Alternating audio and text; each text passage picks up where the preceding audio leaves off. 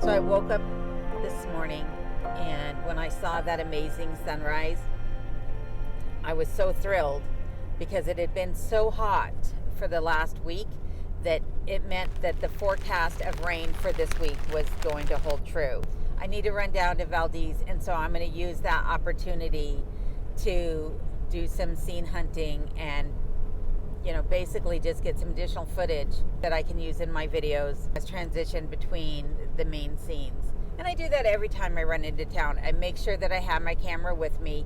I make sure that if I see, something of interest, that I capture it for you. Because I figure you don't always want to see the mountains behind my cabin. There is more to Alaska than that view. But I always want to make sure that I have the opportunity to get as much footage as possible. As I head to Valdez, I'm going to be talking about some of the things that came to light as Aaron was working on the doors around the cabin. I'd shown in a previous video that we put in a new front door. We replaced the original door that had a glass pane in it with a solid door. Now that door is not solid wood, it is a composite door, but it is a lot heavier and more situated to protecting the cabin from a bear or a break-in than that other door was. That is a good thing for the cabin to have that new door put in. And I mentioned that I would be putting in a door directly on the other side of the cabin from the front door. And that door went in pretty much without a hitch. No issues whatsoever getting that door in.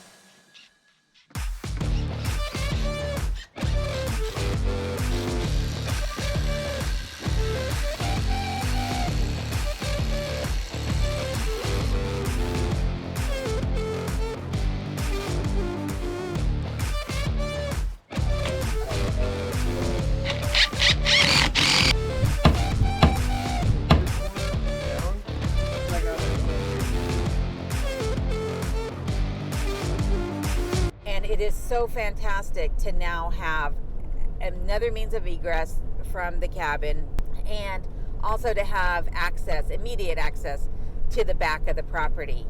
I've been taking Kenai out back generally in the afternoons because where the sun's positioned, it's at least providing some shade, especially in the heat that we've been experiencing last week.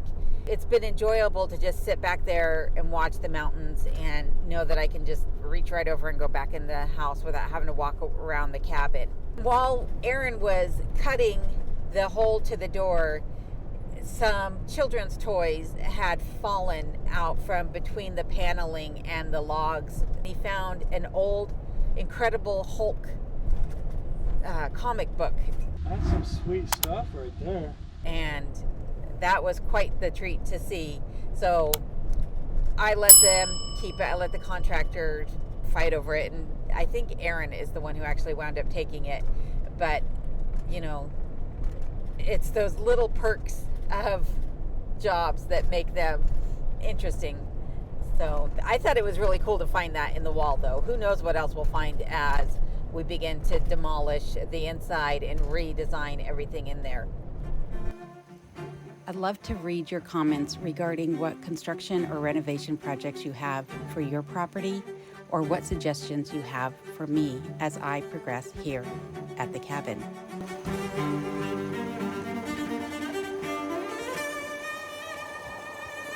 And then I had Aaron work on fixing the door from the Arctic entry because there was always this gap at the top of it. So I had him put some trim up around that so that door sat more flush. And I need to come back in behind this door and line it with something to block the draft coming in from the Arctic entry into the main part of the cabin, because there are some air gaps between the boards that this door is constructed with. And so one of my viewers, IB is Life, she and I had discussed creating some sheepskins, some decorative sheepskins, and covering some openings with those to block drafts and what have you. And that might be what I do. If I can find the right type of sheepskin to make this work, I would love to do that. I think that is a fantastic idea. So thank you for that idea. You know that I'll be talking your ear off a little bit more and getting more details and learning how to do this. So she showed me some beautiful examples, and I think that's a fantastic idea.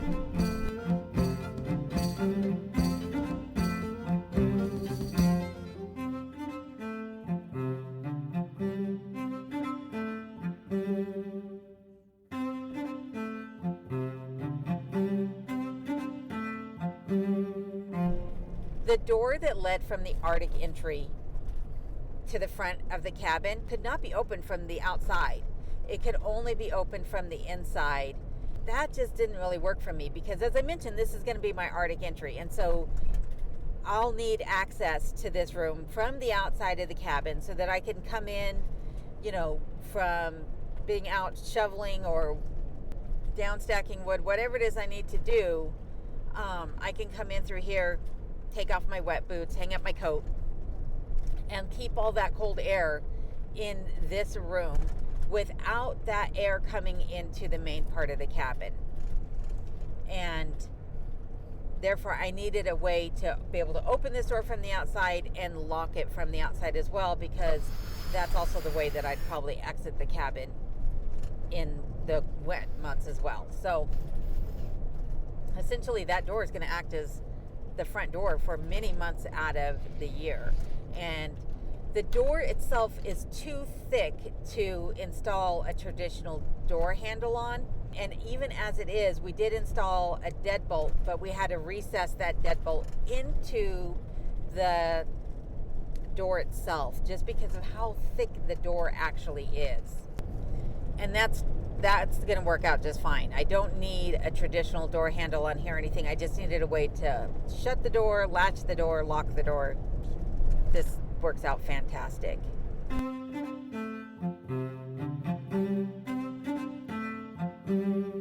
A few weeks prior, when Aaron was out working on the cabin, the main reason that we had called Aaron out was because we had some rotted logs in the Arctic entry wall that separates it from the main part of the cabin. And on the back corner of the cabin, there were some rotted logs as well. And while Aaron was out this time, I needed to have Aaron look at the other corners of the cabin just to make sure I didn't have any rot going on there as well. I'm very thankful that Aaron was able to come out and help on the cabin again, not only by getting the doors installed, but also by identifying all the rotted logs and helping to remove those and replace them with some new logs.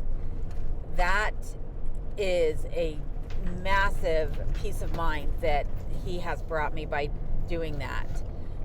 Had we not taken care of that this year, I don't think the cabin would have stood over the next couple of years. Those logs would have continued to rot and spread, and the roof itself was about to collapse in, as I've mentioned previously. And now I can go to sleep at night and know that the cabin's not going to fall in and around me.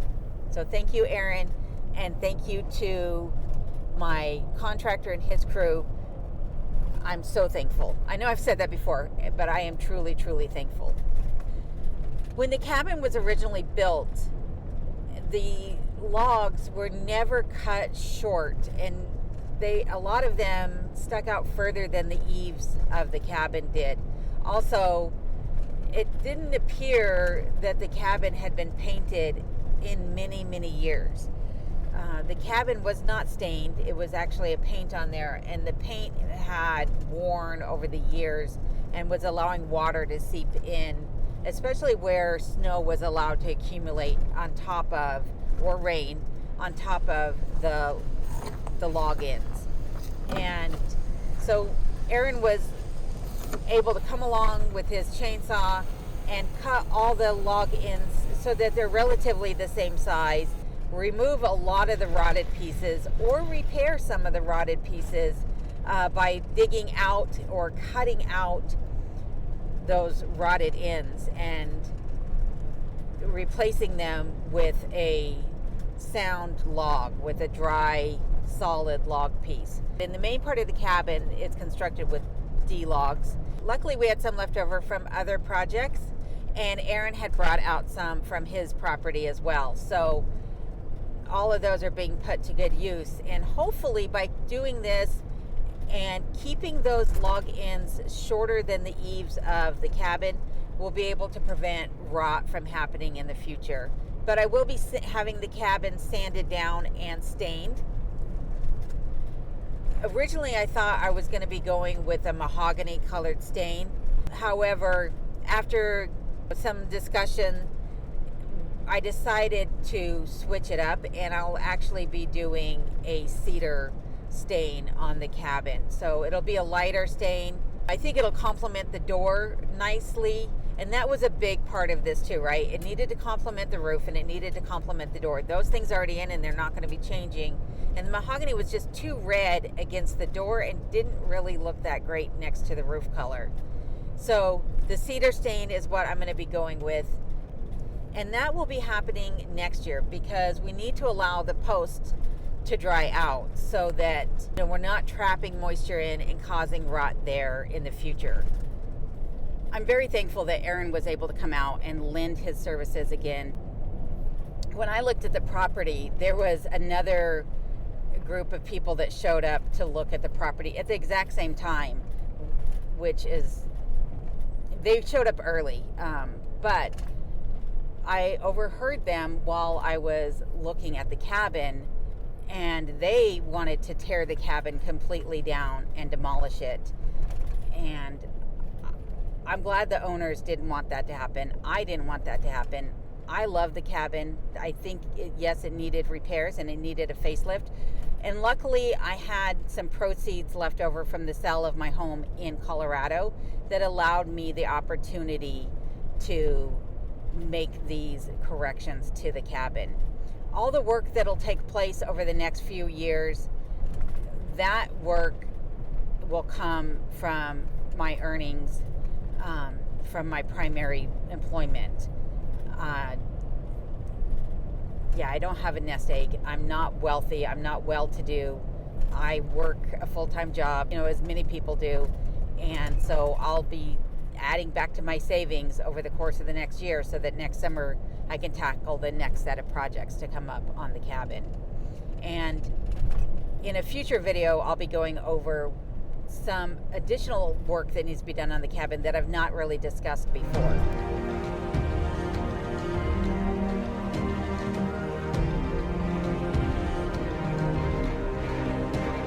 One of the things I mentioned in my last video is that I'll be having a balcony added to the cabin, and that is going to be a game changer for this cabin. Last winter, anytime that I wanted to see the aurora borealis at night, it was really just either too cold for the cameras to operate outside, or it was just too dark, and most of that aurora borealis was visible over the mountain range behind me and not really in front of the cabin. It meant that I would be walking around the cabin in pitch dark, in freezing temperatures, knee-deep snow or greater, to film the aurora borealis, and that just really wasn't feasible.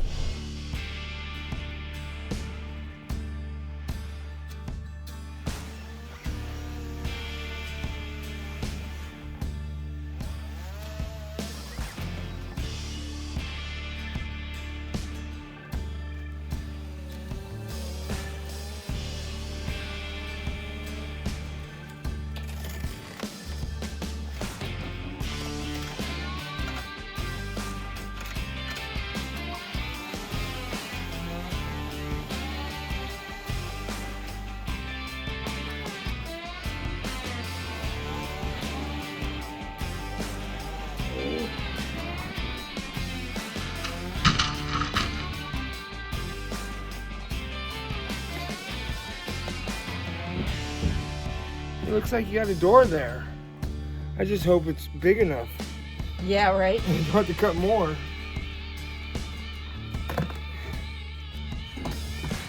Look at that view, though. Yeah, right. Yeah, you need a window over there now.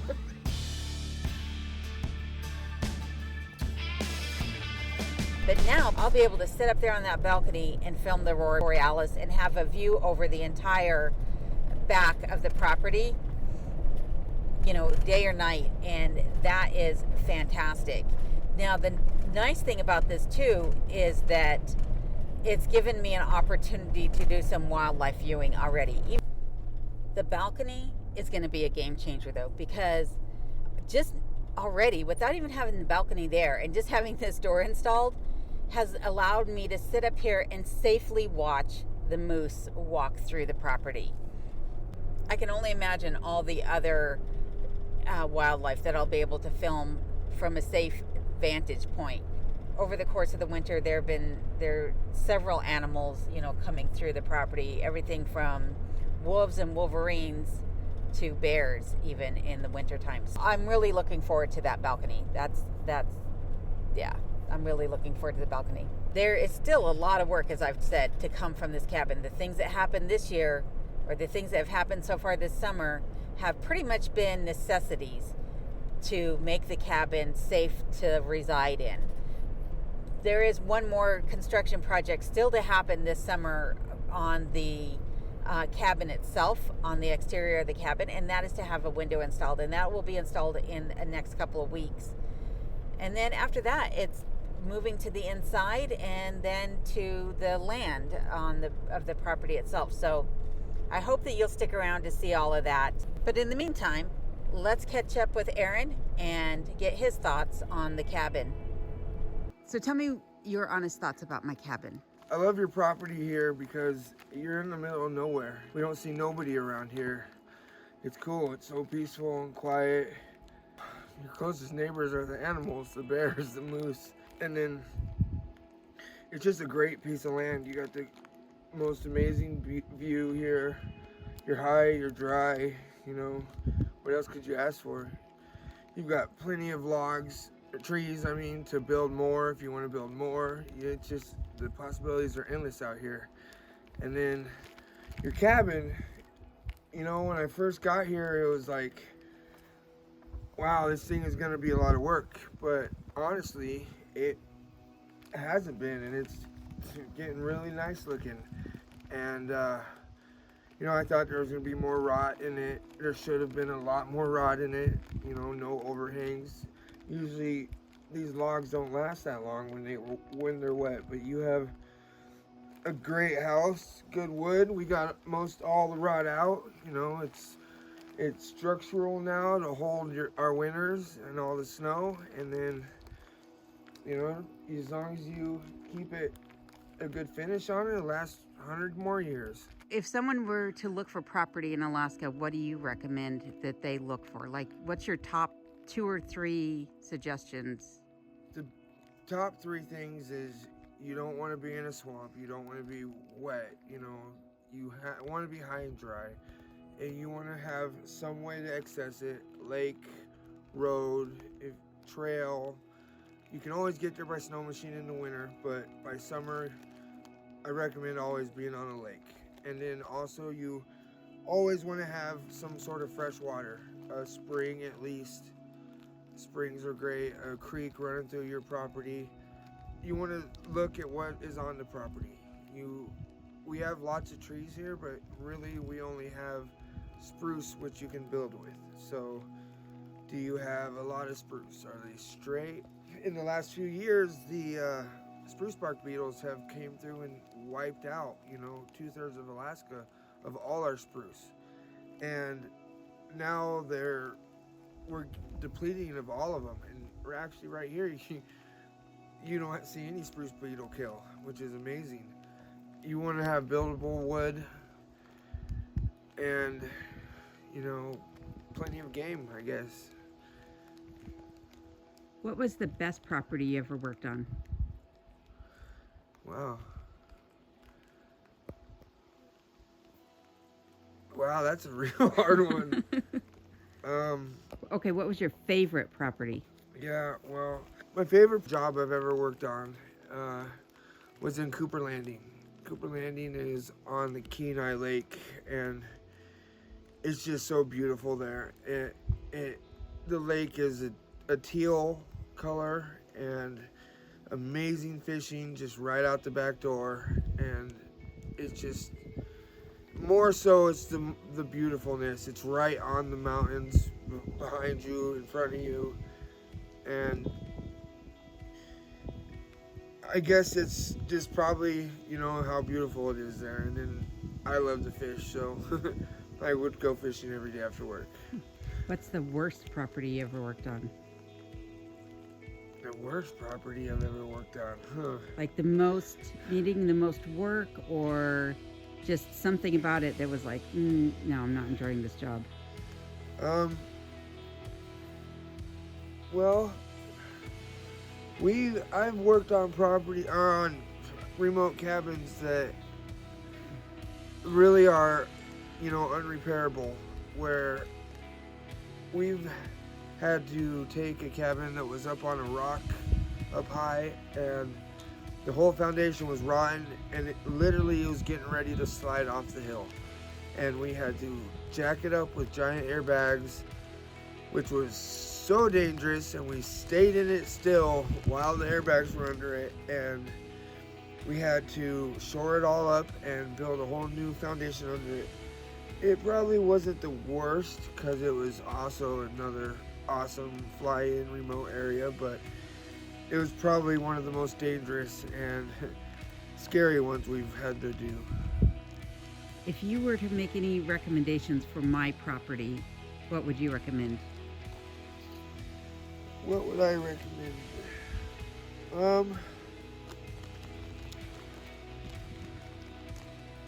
Number one, I would get a mosquito fogger, and I would fog for mosquitoes.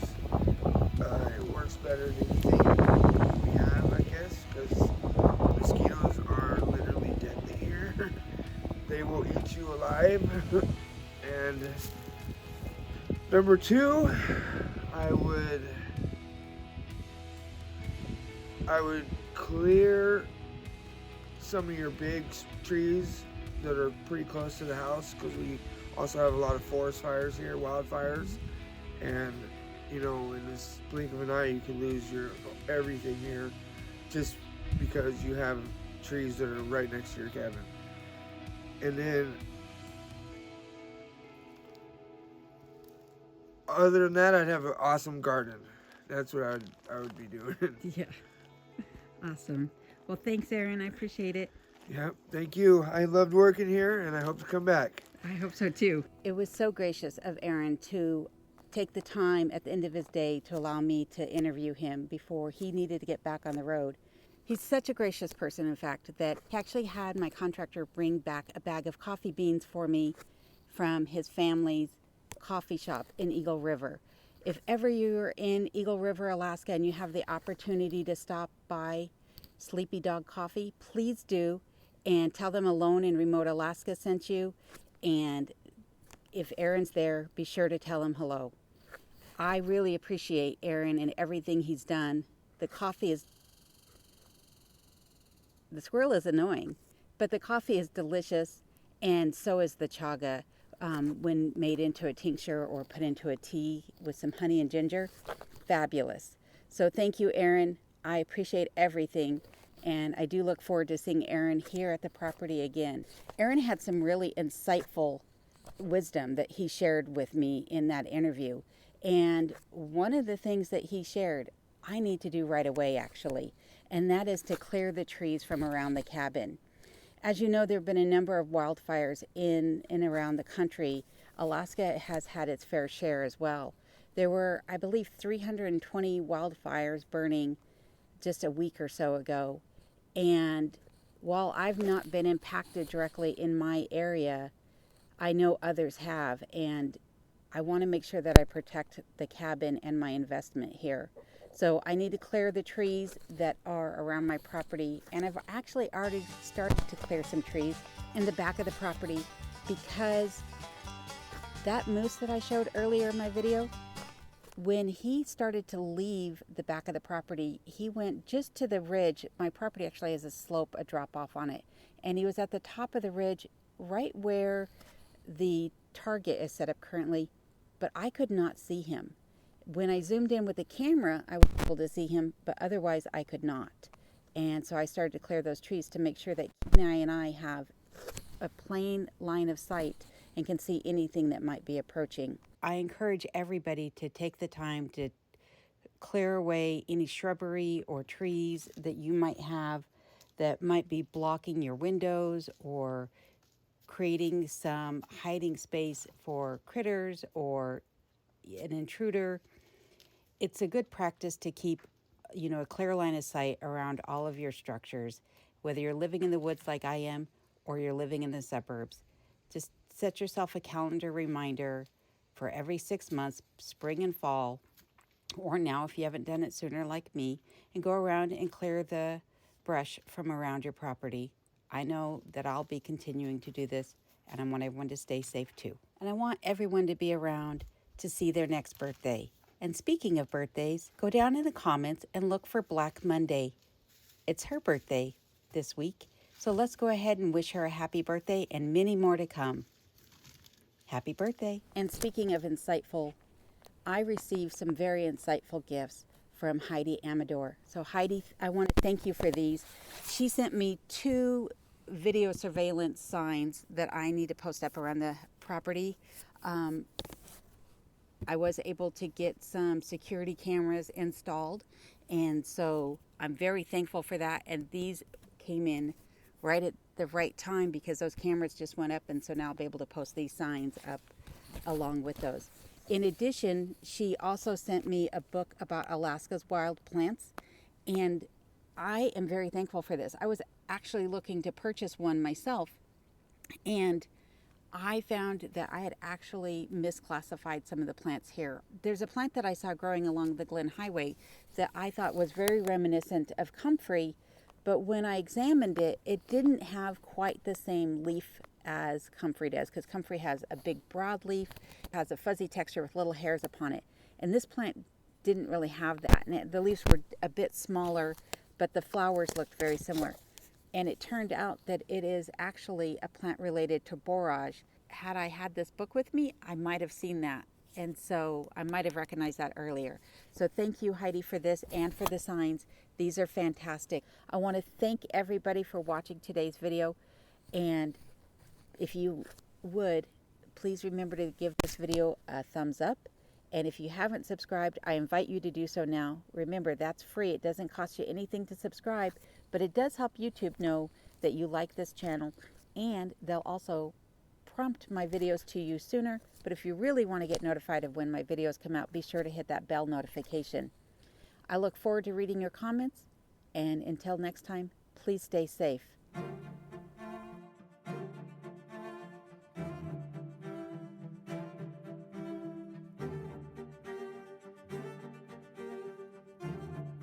Remember, if you see any comments asking you to purchase something, send money via WhatsApp or Bitcoin, gold and silver, anything like that, it's a scam.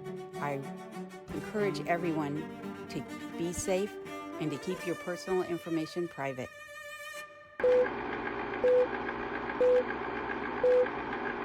Been taking Kenai out that way in the afternoons because the sun, is providing. The sun's on the other side of the cap. Blah, blah, blah, blah. Don't you love when you have a rattle noise inside your car, but you don't know what's making the noise? Something on that side of the vehicle, inside the car, rattling. I'm trying to film. Stop making noise.